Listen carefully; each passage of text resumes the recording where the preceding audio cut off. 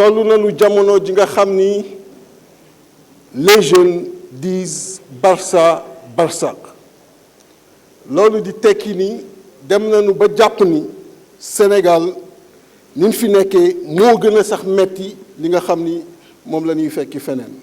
Et pourtant vous avez une partie de la solution entre vos mains, mais cela nécessite que la vision quitte Diamniadio pour rejoindre la vallée du fleuve Sénégal, pour rejoindre les terres de l'Anambé, pour rejoindre les 150 000 hectares qui peuvent être également utilisés. Je vais vous donner un exemple très simple. Les 10 dernières années, vous pouvez vérifier les chiffres, à part cette année, vous avez la facture céréalière qui est entre 200 et 300 milliards concernant les importations. Si on traduisait cela en chiffre d'affaires, les économistes savent ce que je dis, on peut réserver les 30 à 40% comme masse salariale, ce qui équivaudrait à 90 milliards.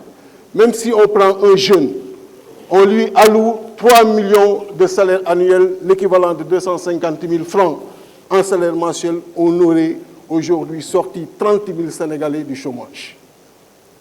Donc, on est en train de sortir des devises, d'enrichir d'autres, alors qu'on a la possibilité de l'utiliser à l'intérieur pour régler la question du chômage, mais pour également régler la question de la souveraineté alimentaire. Et cette facture est beaucoup plus élevée que le budget alloué à la jeunesse, beaucoup plus élevé que le budget alloué à l'élevage, beaucoup plus élevé que le budget alloué au développement industriel.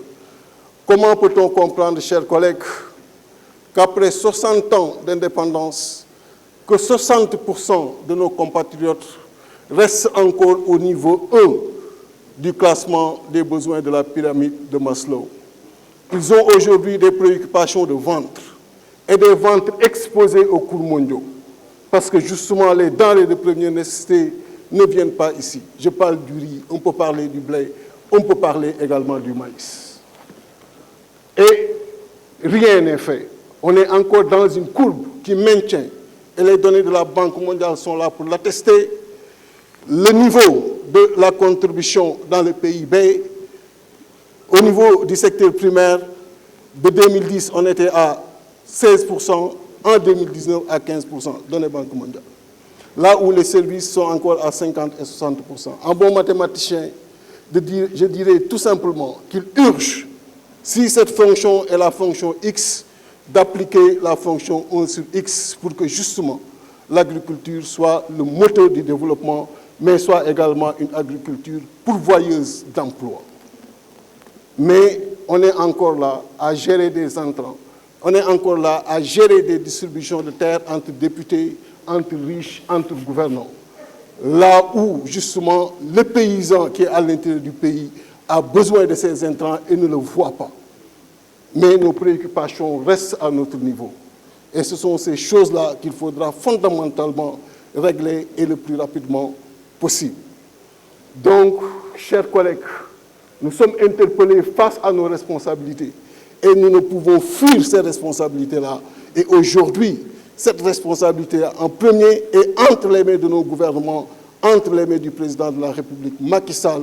Le chômage doit et impérativement doit être réglé par l'agriculture en grande partie. Vous en avez cette responsabilité-là.